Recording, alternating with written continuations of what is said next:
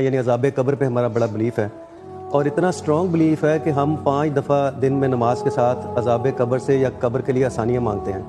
جبکہ دوسری طرف اسلامی بیانیہ یہ ہے کہ دنیا جو ہے وہ عمل کی جگہ ہے اور اس کا فیصلہ ڈے آف ججمنٹ یعنی روز قیامت کو ہونا ہے. جب ایک چیز کا فیصلہ روز قیامت کو ہونا ہے تو اس کی سزا یا جزا کا عمل پہلے سے کیسے شروع ہو سکتا ہے؟ یہ میرا سوال ہے. یہ پوری بات نہیں ہے.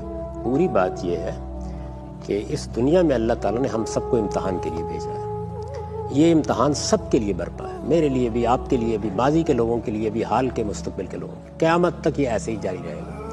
اس امتحان میں جزا و سزا کا کیا ضابطہ ہے؟ تو قرآن مجید نے یہ بیان کیا ہے کہ جزا و سزا یعنی قیامت جزا و سزا ہی کی جگہ ہے نا، کہ جزا و سزا کے قانون میں 3 جہتیں بہت متعین ہیں. پہلی یہ کہ ایک شخص یہ کہتا ہے کہ مجھے جو کچھ بھی پروردگار دینا ہے دنیا میں دے دے، یعنی اسے اصرار ہے کہ آخرت یہ کیا چیز ہوتی ہے، میں اس کا انتظار کیوں کروں، یہ ادھار کا وعدہ مجھ سے تو برداشت نہیں ہوتا، مجھے دنیا میں دے دے. اللہ تعالیٰ کہتے ہیں کہ جو آدمی آخرت کا طالب نہیں ہے، دنیا ہی کو اپنا مقصد بنا کے جیتا ہے، نوست یہ ہے پورا حساب میں دنیا میں چکا دوں گا، اس کا بے باک کر دوں گا، اور ما لہ فی الآخرۃ من خلاق، آخرت میں مجھ سے کوئی مطالبہ نہ کرے.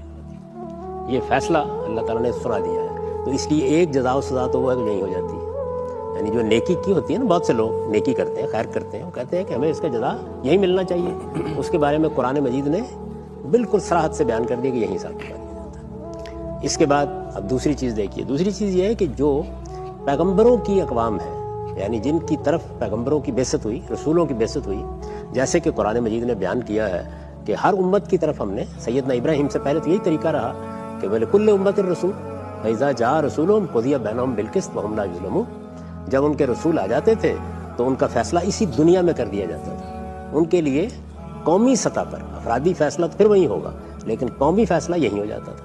اب قومی فیصلہ جب ہو جاتا ہے کسی قوم کا تو آپ جانتے ہیں کہ اسے دنیا ہی میں عذاب دیا جاتا ہے. چنانچہ قرآن ہی نے بیان کیا ہے کہ عاد کو، سمود کو، بہت سی قوموں کو یہ عذاب ہوا. اسی طرح رسالت میں آپ صلی اللہ علیہ وسلم کے بارے میں بیان کیا گیا ہے کہ آپ کی قوم کو بھی یہ عذاب دیا گیا، لیکن صحابہ کی تلواروں کے ذریعے سے دیا گیا. تو یہ ساری باتیں اب دنیا کے عذاب کی ہو گئی. اس کے بعد قرآن مجید نے مزید تصریح کی اور یہ بتایا کہ جو لوگ اس دنیا میں اس طرح کی زندگی بسر کرتے ہیں کہ ان کے حساب کتاب کی کوئی ضرورت نہیں ہوتی، خیر ہی خیر، صلاح ہی صلاح.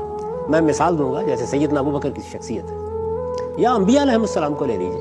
قرآن مجید نے خاص طور پر ان لوگوں کا ذکر کیا کہ جو اللہ کی راہ میں جان دے دیتے ہیں، یعنی اس حد تک چلے جاتے ہیں کہ آخری درجے میں جان دے دی. تو کیا کہا ان کے بارے میں کہ جیسے ہی وہ دنیا سے رخصت ہوتے ہیں عند ربہم